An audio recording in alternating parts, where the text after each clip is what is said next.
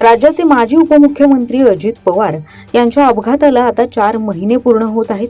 याच पार्श्वभूमीवर राष्ट्रवादी काँग्रेस शरद पवार गटाचे आमदार रोहित पवार यांनी सोशल मीडिया पोस्टच्या माध्यमातून मुख्यमंत्री देवेंद्र फडणवीस यांनी अपघाताच्या तपासासंदर्भात दिलेल्या शब्दाची आठवण करून दिली आहे. त्याचबरोबर रोहित पवार यांनी तपास यंत्रणांना इशारा देखील दिलाय. आपल्या पोस्टमध्ये रोहित पवार यांनी नेमकं काय म्हटलंय हे सविस्तर पाहूयात. नमस्कार, आपण पाहताय लोकसत्ता लाईव्ह. 28 जानेवारीला अजित पवार यांचं बारामतीत विमान अपघातात दुर्दैवी निधन झालं. 28 मे रोजी त्यांच्या अपघाताला 4 महिने पूर्ण होतील.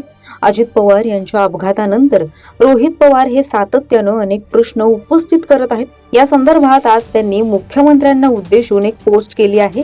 त्यांनी म्हटलंय की आदरणीय मुख्यमंत्री साहेब, अजितदादांच्या अपघाताला उद्या 4 महिने होतील. अधिवेशनात बोलताना तुम्ही गुन्हेगारांना पाताळातून शोधून काढण्याचा, सीबीआय चौकशीबाबत अमित शहा साहेबांकडे पाठपुरावा करण्याचा, तसंच कर्नाटकात नोंद झालेली 0 FIR महाराष्ट्रात वर्ग करून घेण्याचा शब्द दिला होता. आपण शब्द देऊन 2.5 महिने होत आले आहेत. या 2.5 महिन्यात काय कारवाई झाली हे आपणच सांगावं. केंद्रीय गृहमंत्री अमित शहा साहेबांसोबत गेल्या 2.5 महिन्यात आपल्या असंख्य बैठका झाल्या असतील.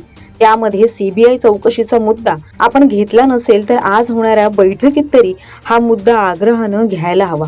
राष्ट्रवादीचे मंत्री उपस्थित असतील तर त्यांनी देखील पाठपुरावा करायला हवा.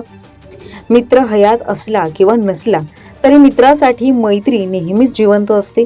ही सर्वसामान्य जनतेची भावना असते.